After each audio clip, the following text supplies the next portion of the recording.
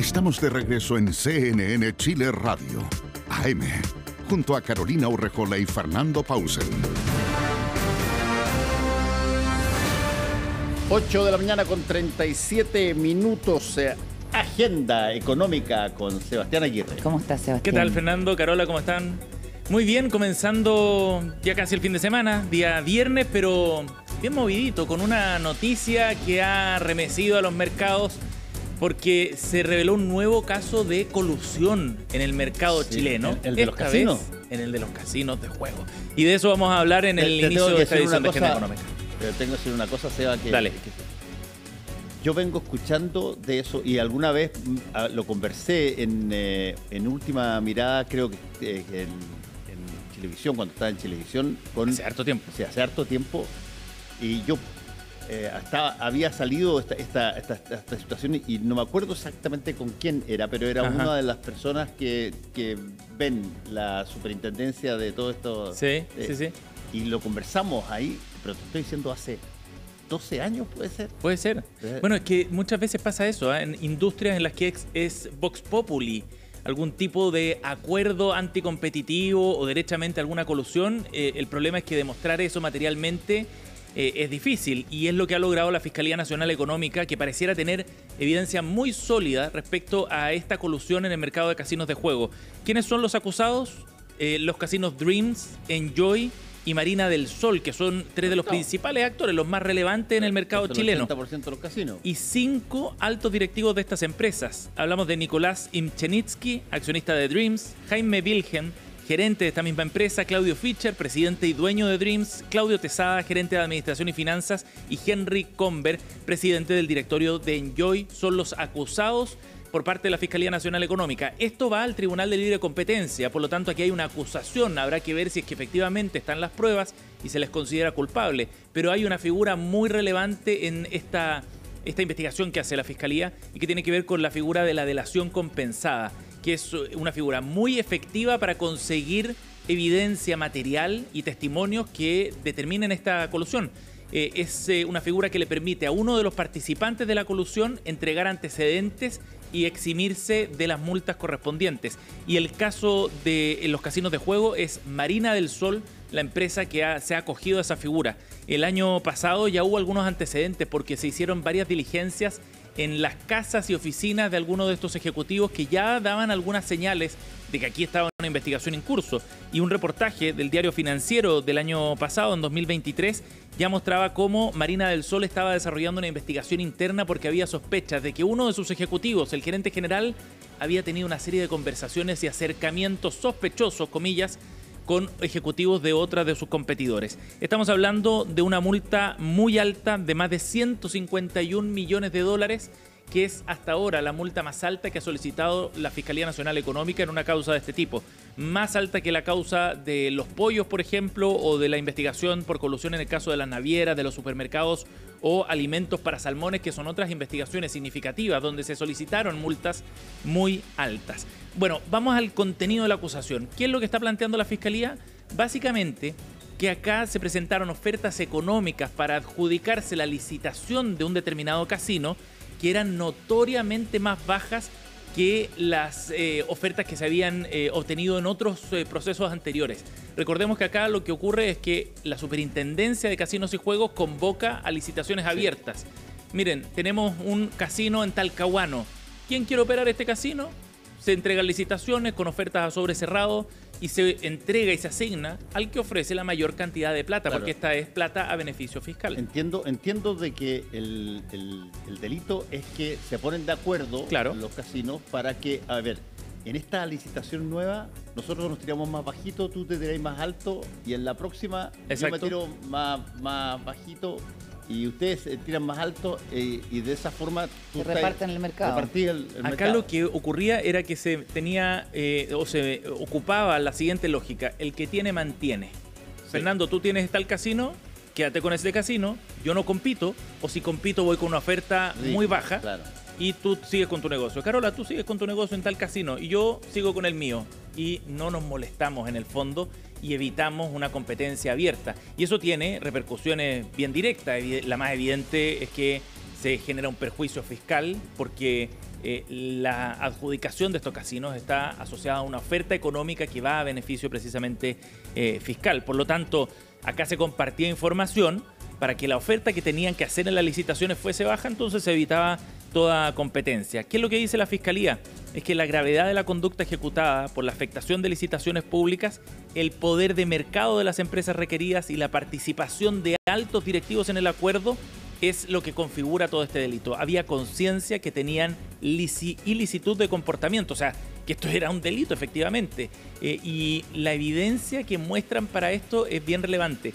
Acá se interceptaron algunas comunicaciones, se obtuvo evidencia material, hubo uso de aplicación básica de comunicación como WhatsApp, por ejemplo, para ir coordinando ciertas cosas, pero también se usó otra aplicación que se llama, yo no la conocía, se llamaba Confide, y es una aplicación que permite ir borrando el registro que está encriptado, por lo tanto se pueden mantener conversaciones con un nivel de privacidad mucho más alto y así no se dejan rastros. Pero los testimonios que se fueron entregando arman el puzzle completo. Tú dijiste, Seba, que ya había uno de las personas que están involucrados en esto, ¿ya había aceptado la delación compensada? Sí, Marina del Sol es una de las empresas acusadas y en una investigación interna se empieza a levantar esta sospecha de que aquí había algo raro porque había acercamientos entre su gerente general con directivos de otras compañías. Es esa investigación interna la que luego gatilla entonces la delación compensada, que se acogen a la delación compensada. Esa figura significa que una empresa que tiene algunos antecedentes, que tiene conciencia de haber participado en el delito, se acoge a esta figura que le permite entregar toda la información por a cambio de una sentencia menor. Exactamente. Y es una figura que se usa en distintas partes del mundo, muy útil y muy eficiente para este tipo de investigaciones y que ya se ha utilizado también en otras investigaciones de colusión en Chile. Pero fíjense, siempre estas investigaciones tienen algunas características medias de película, de intriga, exacto, algún thriller. ¿Eh? Fíjense que acá, por ejemplo, empiezan a juntarse los ejecutivos.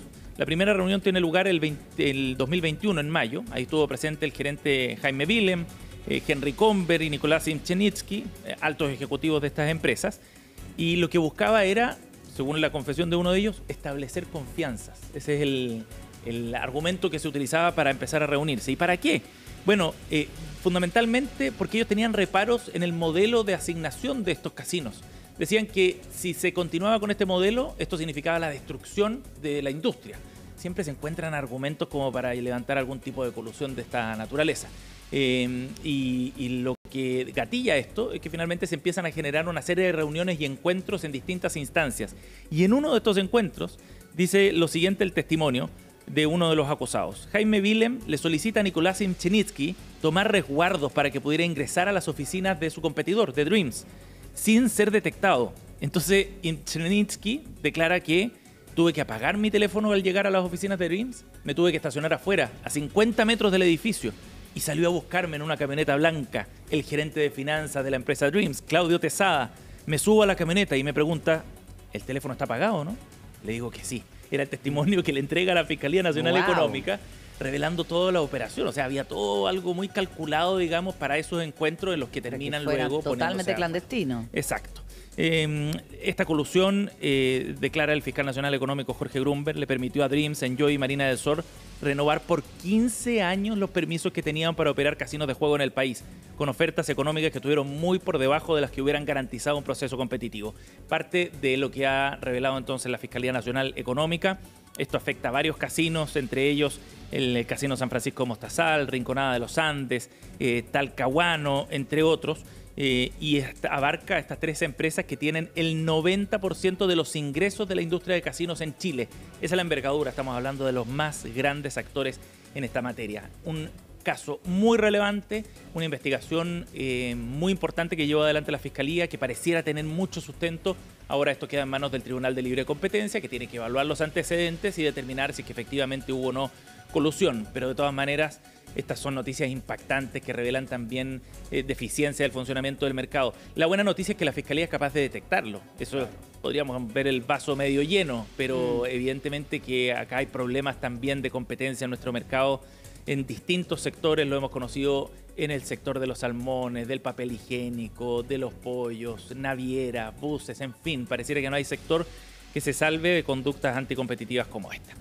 8:47, vamos a ir a otro tema rápidamente. Revisamos detalles de la conferencia que entregó ayer el director del Servicio de Impuestos Internos, Javier Echeverry, respecto a los planes que tienen para poner en marcha todo un plan de fiscalización y para poner además ya en funcionamiento la nueva ley que busca cerrar todas las brechas que hay de evasión y de elusión en el sistema tributario chileno, el plan de cumplimiento tributario, un proyecto que, según los cálculos del gobierno, y el mismo Echeverry ratificaba esas cifras, podría llegar a recaudar cerca de 1.200 millones de dólares para el año 2025 y que va a significar una serie de cambios en la forma en la que se lleva adelante el proceso de fiscalización.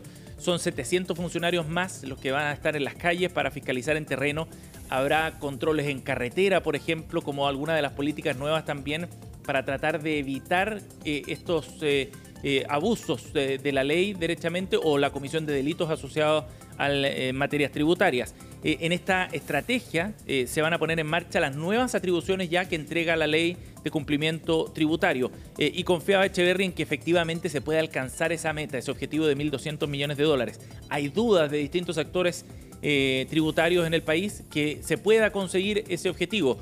Pero recordemos que este va a ser un punto bien relevante del presupuesto 2025, de los nuevos ingresos que va a recibir el fisco, por lo tanto hay también un desafío importante para el servicio. Escuchemos qué fue lo que dijo Javier Echeverry, director del Servicio de Impuestos Internos, primero respecto a la implementación del secreto tributario como un elemento clave en esta nueva estrategia. Cuando hay delito tributario y sospechamos de alguien y tenemos bastante indicio, nosotros vamos al juez y le decimos, mire, queremos tener la información tributaria de esta persona, pero no le queremos decir a la persona misma porque lo vamos a alertar. Y los procedimientos en general judiciales se están agilizando. También se aprobó una norma que ha sido muy importante en otras partes, que es el denunciante anónimo. Y de hecho en otras administraciones tributarias ha dado muy buenos resultados.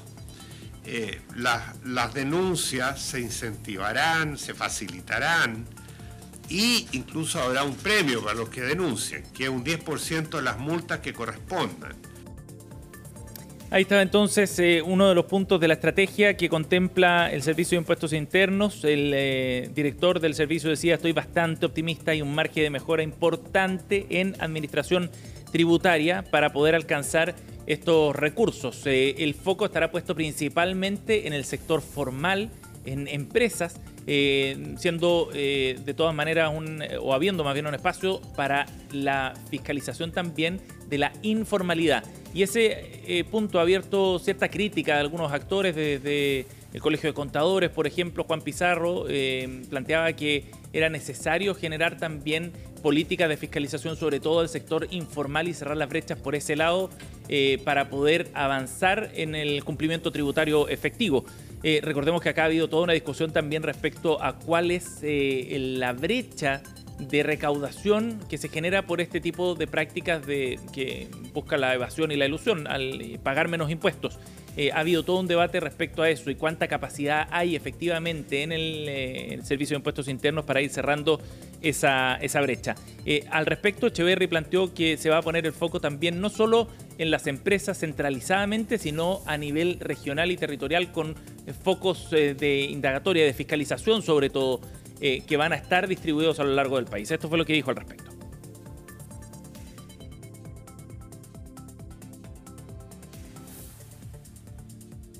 Cuando hay delito tributario y sospechamos de alguien y tenemos bastante indicio, nosotros vamos al juez y le decimos, mire, queremos tener la información tributaria de esta persona, pero no le queremos decir a la persona misma porque lo vamos a alertar. Y los procedimientos en general judiciales se están agilizando. También se aprobó una norma que ha sido muy importante en otras partes, que es el denunciante anónimo.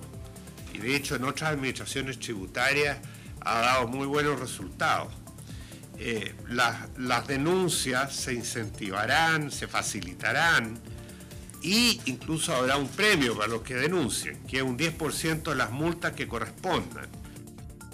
Ahí entonces parte de los detalles de esta estrategia que comienza a implementarse ya a partir del despacho del proyecto de ley de cumplimiento tributario, nuevas atribuciones, más recursos también y una estrategia distinta tema muy relevante pensando en las metas de recaudación, como decíamos, que tiene asociado este proyecto de cumplimiento tributario.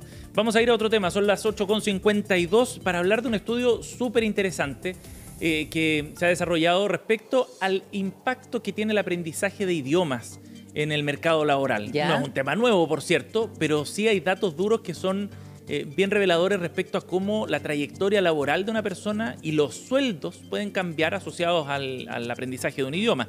En un mundo hiperconectado como el que estamos, globalizado, aprender inglés u otro idioma, evidentemente que te abre puertas de conocimiento, de aprendizaje, de conexión con el mundo, que son muy relevantes. Pero la importancia que tiene el mercado laboral es cuantificable también desde el punto de vista incluso de los salarios. La startup chilena Políglota, que es una plataforma de aprendizaje de idiomas, hizo este análisis precisamente, y sobre eso vamos a conversar a esta hora con el fundador de Políglota, Nicolás Fuenzalida. ¿Cómo estás, Nicolás? Gracias por estar en Agenda Económica. Muy bien, gracias Sebastián, Carolina, Fernando, un gusto estar aquí. Hola, igualmente. Súper interesante este análisis que hicieron ustedes respecto a cómo afecta directamente el aprendizaje de idiomas en los sueldos, dependiendo de los cargos, por supuesto, de las áreas, pero hay ahí un análisis bien importante. ¿Cuál es la conclusión que sacaron de partida, Nicolás?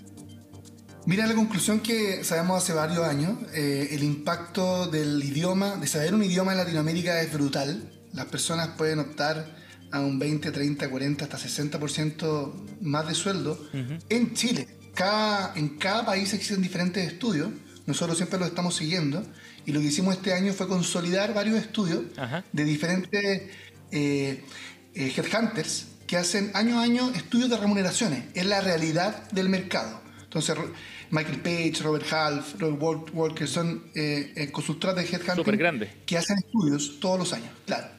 Y lo que hicimos ahí fue armar una herramienta para que la gente pueda saber su sueldo, cuánto debería estar ganando por mercado, si sabe inglés y si no sabe inglés.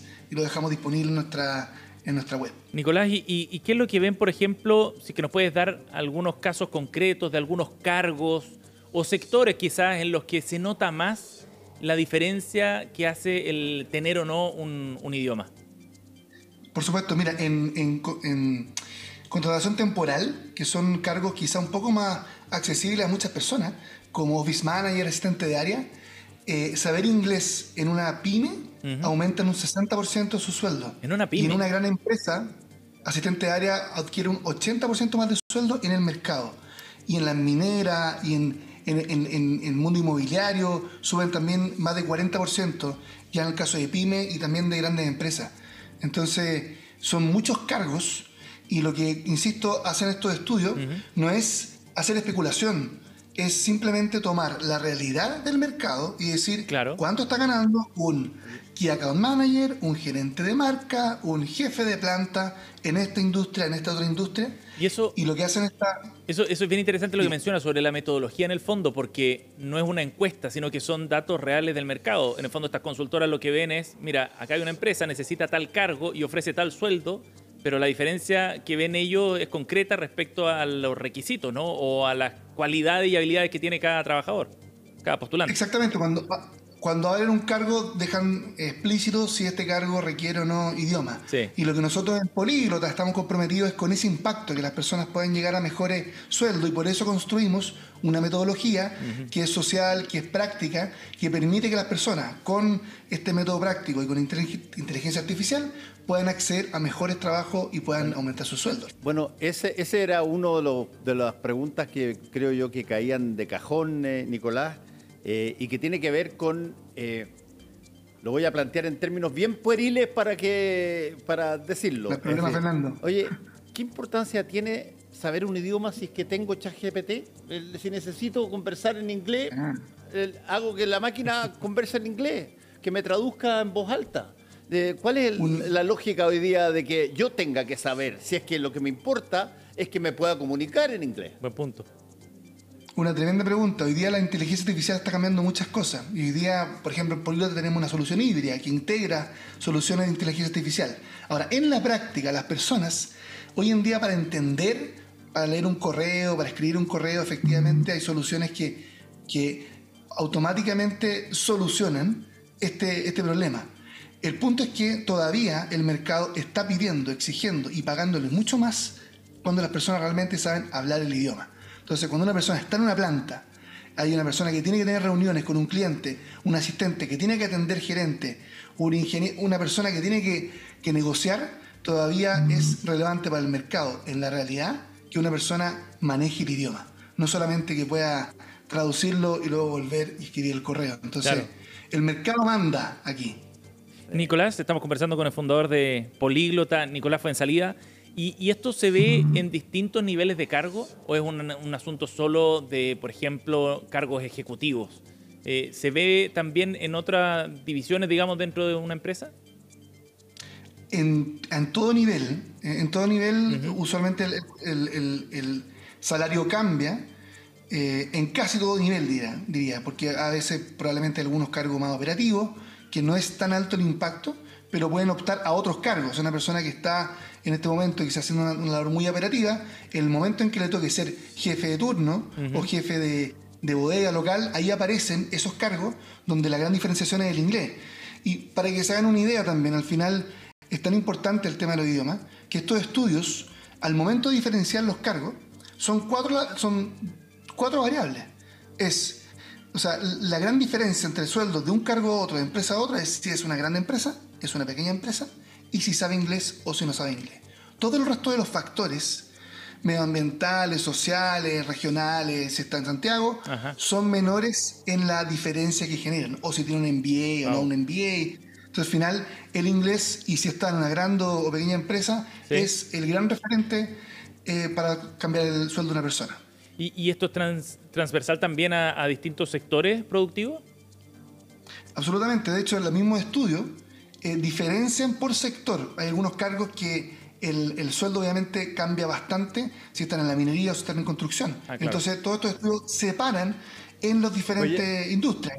En recursos humanos, en venta, en minería, en el mundo de la construcción. Varían bastante los sueldos de sector a sector. Oye, Nicolás, déjame contarte. En la época universitaria, yo estaba en Estados Unidos y de lo que se hablaba en esa época, o se decía, incluso los profesores hablaban, digamos, se hablaban de que, oye, tenemos que aprender chino. Claro, tenemos que aprender chino. El futuro está ahí. Estamos hablando del futuro. Son 1.500 millones de personas con una economía gigantesca que estaba creciendo acá y allá. Y si es que nosotros no lo entendemos con ellos y que ya están abarcando materiales totalmente distintos, desde las películas de cine hasta todo lo que es alimento o lo que es tecnología, se abrieron en las universidades cursos de chino, pero enormes. ¿Qué tanto de eso era fantasía o tiene algún sentido? Tenía un sentido de realidad, en el sentido de que China se está posicionando como un tremendo actor en términos económicos a nivel mundial. Y hay muchas negociaciones que se hacen día a día. Y el idioma es fundamental para los negocios. Lo que pasó es que se dio vuelta la tortilla ahí, Fernando. En este momento, prácticamente, hay más chinos aprendiendo inglés que personas aprendiendo inglés en el resto del mundo. Entonces, al final, nos ganaron, entre comillas, y nos facilitaron un poco el tema, porque hoy día, para hacer negocios con China, lo que hay que hacer es hablar inglés.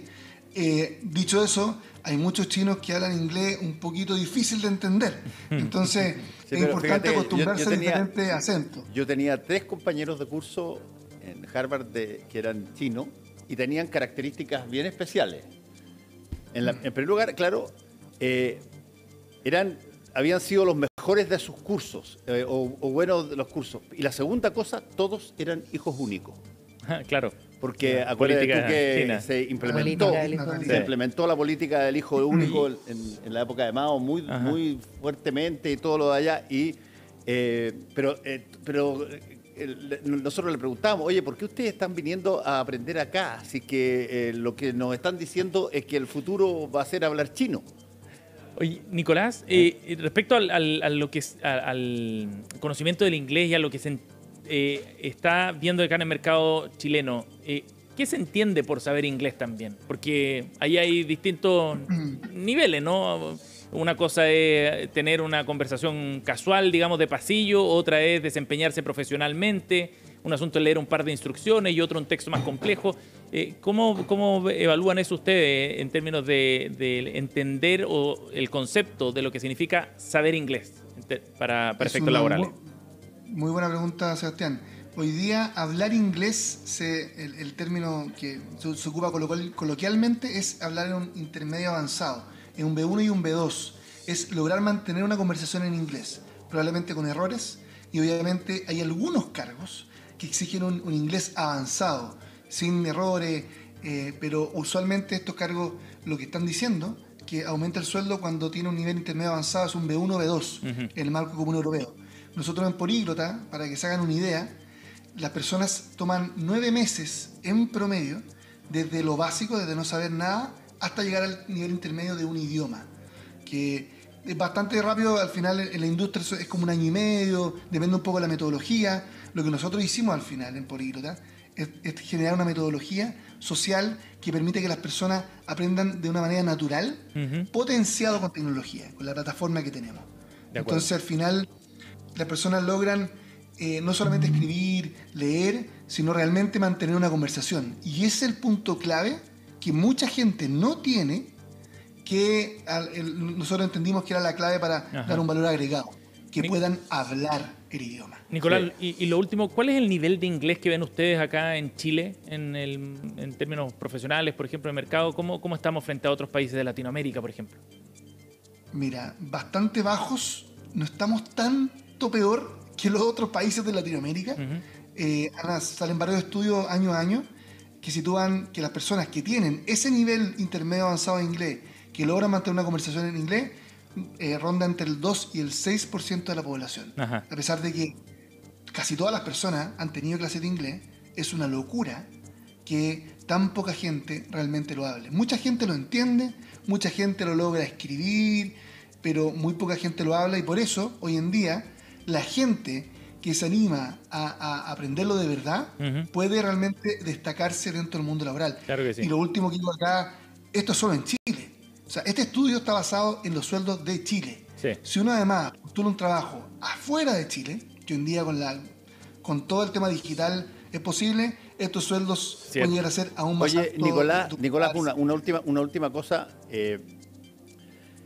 Han existido colegios particulares durante muchísimo tiempo que provienen de congregaciones, sobre todo, que hablaban otro idioma. El verbodino era alemán, las monjas francesas eran, obviamente, se hablaba el Jeanne d'Arc, colegios particulares, qué sé yo, de la escuela italiana. En fin, yo alcancé a estudiar alemán en el verbo ahí. Todavía se da. Sí, yo estuve hasta tercera preparatoria en el verbodino, pero no aprendí nada de alemán. Pero la pregunta es, ¿cómo se hace el fenómeno entonces en el ámbito educacional? Si es que tú estás diciendo que es tan relevante para tener un mejor sueldo el saber un idioma, y particularmente un idioma, ¿qué tanto responde a esa lógica la educación básica para introducir en serio, no solamente como para poner que tenéis clases de inglés, sino que en serio, por ejemplo, un idioma, otro idioma en Chile? Es un tremendo tema, y lamentablemente no ha habido un cambio radical en la educación básica media tradicional. Vemos que los colegios que realmente lo están logrando son los colegios bilingües, que al final transforman todo el colegio y todas las materias al inglés, y son los que están haciendo la diferencia.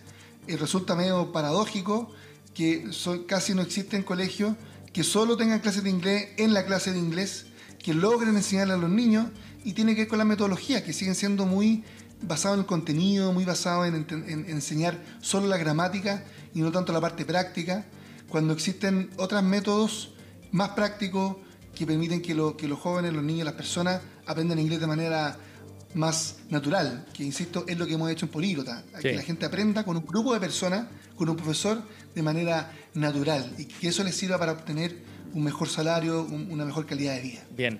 Nicolás Fuenzalida, fundador de Políglota, ha estado con nosotros aquí en Agenda Económica. Gracias, Nicolás. Muchas gracias, nos vemos. Chao, buen día. 9:06, cerramos Agenda Económica con un datito nada más. Las cifras de Cyber Monday históricas, 447 millones de dólares alcanzó este ciclo de venta de 3 días, 6,9% más que el año pasado. Lo dejo sobre la mesa como un datito económico. Hay varias interpretaciones ahí también sobre lo que está pasando materia económica acá en Chile. Luego Francisca Bamondes, aquí en CNN Chile Radio, va a estar profundizando en este tema. Muchas gracias, Sebastián. Hacemos una pausa y volvemos.